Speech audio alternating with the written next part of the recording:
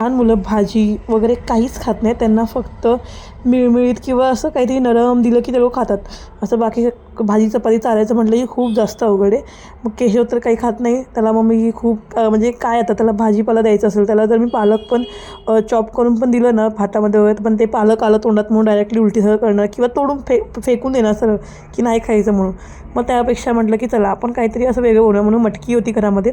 मम्मीने सांगितलं होतं की अशी डिश बनव म्हणून.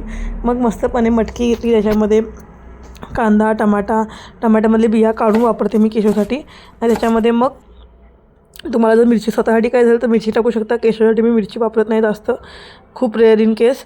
आणि मग कोथिंबीर वगैरे टाकून त्याला म्हणजे मस्तपणे मिक्सरमधून काढून घ्यायचं.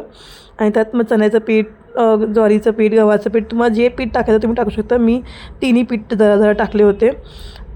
सो त्या हिशोबाने मस्तपणे बनवले. आणि पालक ना कधी पण त्याची स्टीम घेताना कधी पण बघा मी दाखवले व्हिडिओमध्ये की ते कधी पण नाजूक असले पाहिजेत. खूप जास्त डार्क कलरचे मुलांना नाही द्यायचे ते. जेवढे कवळे असतात तेवढे ते चांगले असतात. आणि त्याच्यावरती बोलतात ना ते पांढऱ्या कलरचे जे किडे असतात ते सुद्धा त्याच्यावरती शक्यतो नसतात. सो इथे बनवलं. पहिला मला तुटला म्हणून मग थोडंसं अजून पीठ ॲड करून मी सेकंड बनवला. छान बनला. केशवचं चालू होतं की दे बाबा काय बनवतेस मला.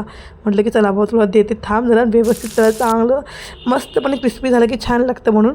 आणि ना मुलं खरंच आवडीने खातात. तो स्वतःच्या हाताने काहीच खात नाही असं म्हटलं तर, पण असं काहीतरी बनवून दिलं की बरोबर गपचूपपणे त्याला फक्त ताटात वाढून दिलं की बरोबर खाणार. त्याचं असं आहे.